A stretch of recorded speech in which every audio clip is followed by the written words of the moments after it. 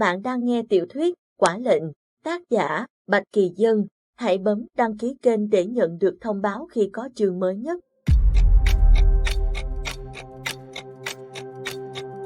Chương 50, đi đến nơi nào em muốn, đường tới Hải Hồ. Hải Tâm lái xe, mồ hôi tay túa ra như tắm.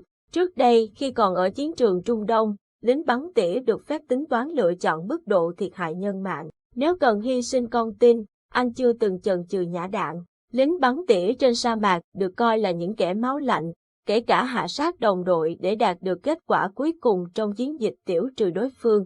Hải Tâm cũng chưa mảy may nghĩ ngợi, giống như anh hạ con dao mổ tử thi vô tri vô giác mà thôi. Nói cho cùng, Hải Tâm chưa từng có điểm yếu, mà ngay lúc này đây, Nhạc Ly chính là điểm yếu của anh.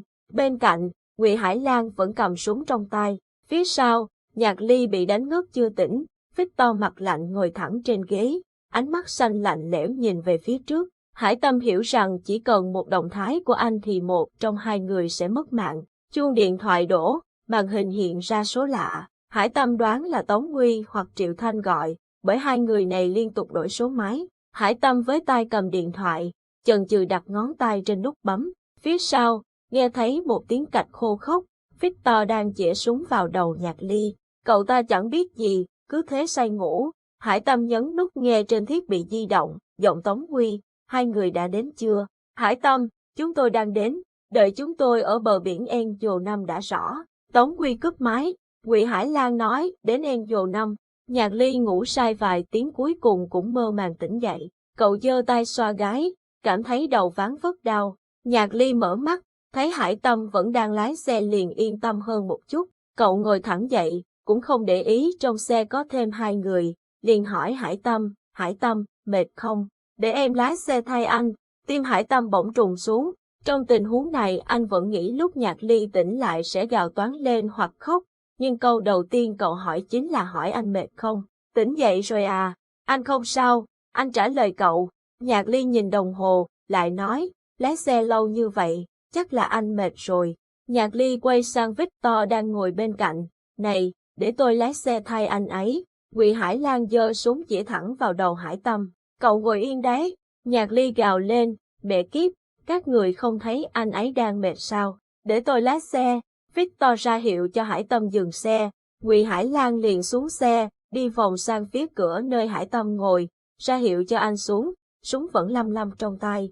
Trong xe, Victor ra hiệu cho Nhạc Ly trèo lên ghế lái. Bên ngoài, Ngụy Hải Lang mở cửa xe ấn đầu Hải Tâm nhét anh vào ghế sau.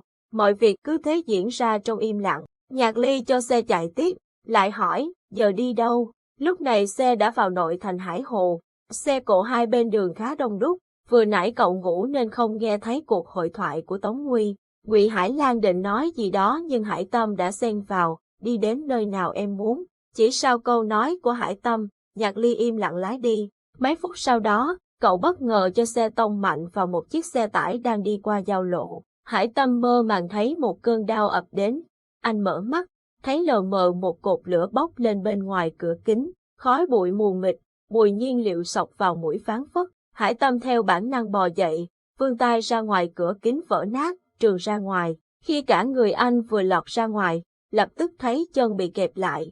Bàn tay đẫm máu của Victor túm lấy cổ chân anh. Hải Tâm ngã nhào, một nửa người anh rơi xuống đường, chân mắc trong xe. Lúc này, Nhạc Ly đã gục đầu trên bánh lái, máu chảy ướt đẫm mặt cậu. Nghe thấy tiếng động mạnh, cậu liền giật mình một cái, phản xạ bật chốt cửa xe, lảo đảo lao ra ngoài.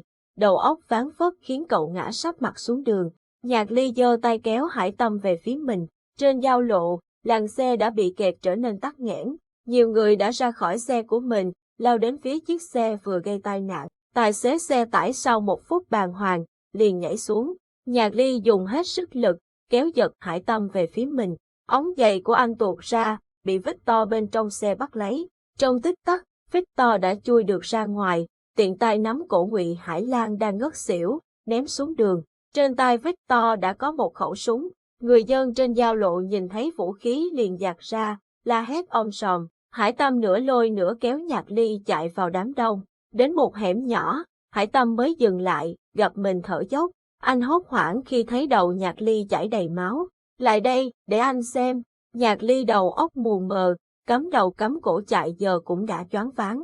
Hải Tâm, em đau quá. Nói xong, cậu lập tức ngã xuống. Hải Tâm vươn tay đỡ được cậu, loạng choạng bế Nhạc Ly chạy vào ngõ hẻm.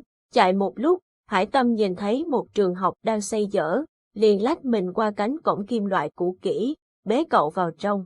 Đặt cậu xuống anh mới kiểm tra đầu cậu, máu chảy do mảnh kính bắn vào đầu, tạm thời không gây nguy hiểm. Hải Tâm liền xé tay áo xuống, băng vết thương cho Nhạc Ly. Xong xuôi, anh đặt cậu nằm gối lên đùi mình, chờ đợi. Bây giờ bọn họ không có vũ khí, không có điện thoại, và chỉ một lúc nữa, khi cảnh sát Hải Hồ kiểm tra vụ tai nạn sẽ tìm thấy hơn 100 cân vũ khí trong xe, lệnh truy nã bọn họ sẽ bắt đầu. Hải Tâm thở dài, đúng là người tính không bằng trời tính. Trước hết là việc bị Ngụy Hải Lan và Victor bất thình lình xuất hiện khống chế. Sau đó là Nhạc Ly liều mạng đâm vào xe tải. Nhìn khuôn mặt nhợt nhạt bết máu của Nhạc Ly, Hải Tâm bỗng thấy đau tim. Cậu bé nhút nhát này, thế mà dám liều mạng. Hóa ra cậu đòi lái xe không phải vì lo anh mệt, mà trong đầu cậu đã tính toán trước. Khi đâm xe, người ngồi trên ghế lái sẽ nguy hiểm nhất. Khi ấy, Hải Tâm đã chuyển ra ghế sau rồi. Nếu có gây tai nạn anh vẫn còn cơ hội sống sót. Nghĩ đến đây, bàn tay Hải Tâm bỗng nắm lấy tay Nhạc Ly, siết chặt. Trong cơn mộng mị lúc ban trưa, không biết cậu cảm nhận được gì, liền nhăn mày một cái. Hải Tâm tính toán, bây giờ phải tìm cách gọi điện cho Tống Huy để bọn họ cẩn thận khi đến Angel 5. Còn nữa, Hải Tâm giờ muốn đến điểm hẹn cũng rất khó khăn bởi Nhạc Ly bị thương chưa tỉnh, không có phương tiện và vũ khí. Đi phương tiện công cộng chắc hẳn sẽ khó qua được an ninh của Hải Hồ. Cái xứ sở đồ cổ này, quả thật làm khó người ta.